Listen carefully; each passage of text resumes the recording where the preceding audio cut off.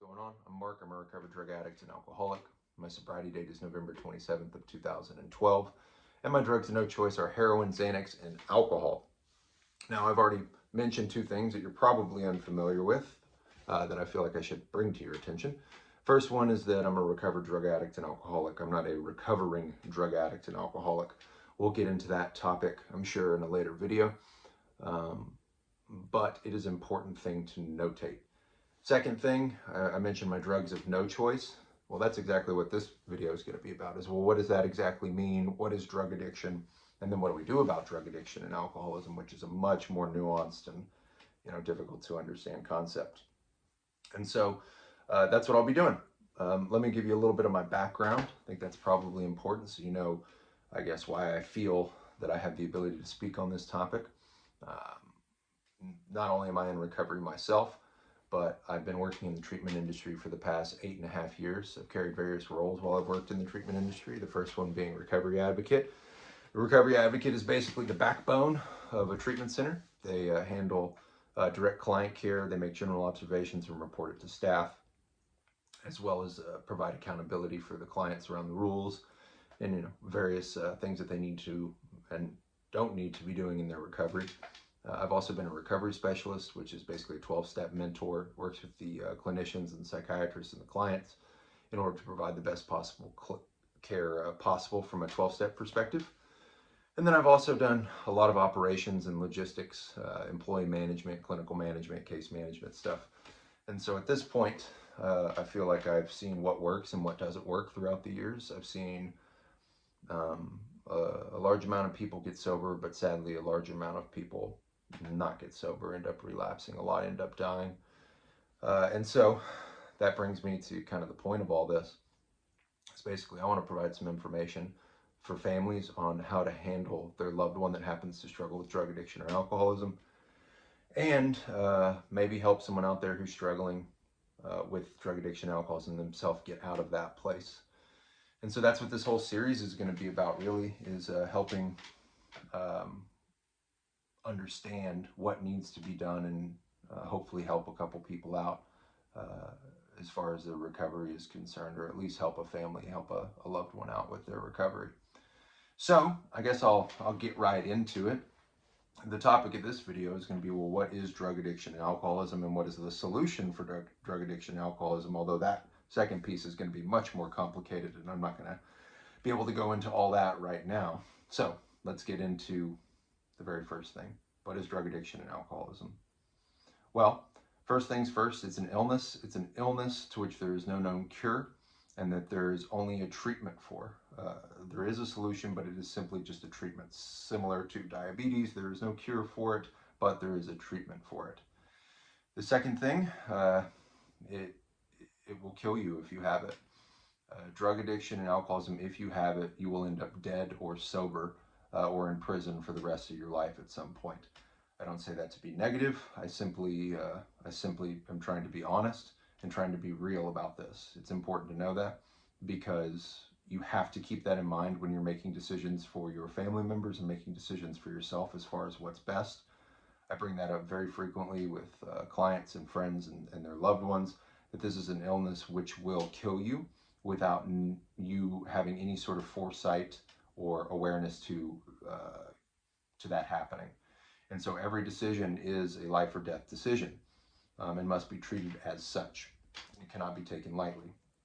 So what will end up killing you? Well, there's two things that make someone a drug addict or alcoholic. If you have these two things, then you are a drug addict or alcoholic. It does not matter what you drink, the substance you use. It doesn't matter how much money you have. It doesn't matter if you're homeless. None of that is important. Is important and is all really contextual at the end of the day. The first component is physical, and it manifests something like an allergy. An allergy is a reaction to a substance, and that's exactly what happens when one consumes alcohol or drugs. A normal person consumes it, nothing out of the ordinary happens. They get drunk. Alcoholics or drug addicts, they drink it, they use it, same thing happens. They get drunk or high. However, something different happens to the alcoholic. What it is basically what they categorized as the phenomenon of craving, What that means is the drug addict or alcoholic is unable to control how much they intake, even though they might want to, meaning they plan on having a certain amount and they're rarely ever able to meet up to that goal, or they basically just go off the walls every single time. Because of this, it explains a lot of behavior, explains, bankruptcy, explains, you know, people consistently doing drunk driving, explains a lot of behavior which we cannot not otherwise account. I mean, it explains why, someone might, pick drugs over their family, or their kids or something like that. So that's the physical component. Basically, the only way it's able to be controlled is by outside measures, not internal ones. Basically, the willpower is shut down the second alcohol or drugs is introduced into the system. That's the first component. We're going to call that the allergy. The second component is more mental. It's more dangerous, and it only occurs when you are sober. It is basically called the mental obsession. It is the idea that I can control and enjoy my using. It is not the obsession. It is not just thinking about drinking and using. It is thinking that I can control it or enjoy it, and enjoy it when I have evidence to the contrary. You can have heartbreak, you can have health problems, you can have all the reasons in the world to get sober, all the consequences, all the warnings piled up. But it's basically like logic ceases to function. Usually if something bad happens to us, like we burn our hand on a stove or something like that, we learn our lesson and we never do that again. Alcohol and drugs doesn't really work that way, so it can't really be treated like other mental health disorders where you throw logic at the situation. There has to be a different, alternative. Basically, a drug addict or alcoholic, they go about it in, I'd say, 3 ways. The first one, some people just say screw it. They know they're a drug addict, they know they're an alcoholic, and they don't care. They're so depressed and so angry with themselves that they just start drinking.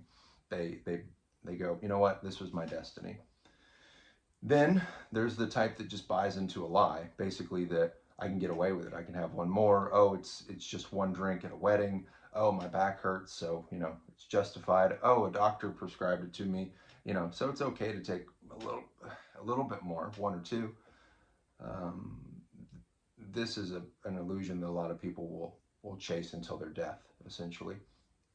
Then there's the other one, which is just you don't even think at all. It's like you trip, fell, and you're drunk. It's kind of like a mental blank spot, like your brain just kind of shuts off for a little bit and you end up drinking. So it kind of exists in a cycle. The physical allergy, mental obsession.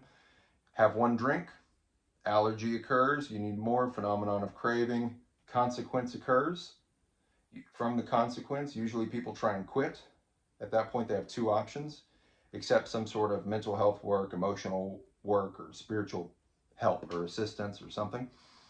Or they can continue living the way that they're living with the same attitudes, behaviors, and belief systems and try and use knowledge to fix the problem. And usually what ends up happening is they fall right back into the mental obsession after a year, a week, a month. It just eventually returns. They have another drink and then they're just stuck in it. Eventually, this consequence looks like death, overdose, suicide, car crash, prison, horrible, horrible things that I've seen happen. Losing your kids, God. And so the reason that we, like I said earlier, the reason that we like to call it the drug of no choice is because when the person is faced with the mental obsession, they're not actually making a choice. Choice implies that you can utilize knowledge or wisdom or intelligence to solve the problem. Sadly, the mental obsession is stronger than all of those things. It's stronger than love. It's stronger than consequences, than knowledge. It's stronger than everything. It's something that you're completely powerless over. So to call it a drug of choice just doesn't hold up logically. People aren't making choices to impact their lives in the way that they're impacting them. Something else is choosing that to happen. Because you'll hear, people say all day, I love my family. Well, if it was a choice, then you using shows that you don't love your family, and that's just not the case. There's something more powerful than love. So knowing that, I hope you know that your drug addict and alcoholic family member, or maybe yourself, you actually do care very much about people, most likely, even though you may resent them for whatever reason. And there's just something out there that doesn't allow the normal functioning of willpower or love in your life, and that's drugs and alcohol. So what do we do about this? What's the solution? Well, after that consequence, there tends to be a little window of space where the family can act, or the individual can act and make some changes and accept spiritual help or mental health help or whatever it is. Carl Jung is, I guess, credited with explaining, well, what is the solution? And the solution is emotional displacements and rearrangements, ideas, attitudes, behaviors, they have to change. The things that used to guide us have to be thrown away or discarded, and new things have to come into our life and drive us in a different direction. And we'll get into that solution much later and what that can look like for different individuals. But a lot of the times families have to put boundaries in place in order to create some of those emotional displacements and rearrangements, and get the person to see the error of their ways through consequences. They have to shut down enabling, and we'll talk about that at a later date as well. But one of the things that I wanted to say in this video is that there is a solution, and that if you keep in mind that drug addiction and alcoholism kills consistently, and that the next use could be the last, then you can make more sound and clear decisions for yourself or your loved one moving forward. In my own personal recovery, I will tell you that the solution that I found was uncomfortable. It rarely placed me in a position that I liked. It placed me in positions that were necessary in order for me to change and grow and change the things that I mentioned: ideas, attitudes, and belief systems. I found a process that worked for me and has worked for millions of other people. My mom put in effective boundaries that allowed me to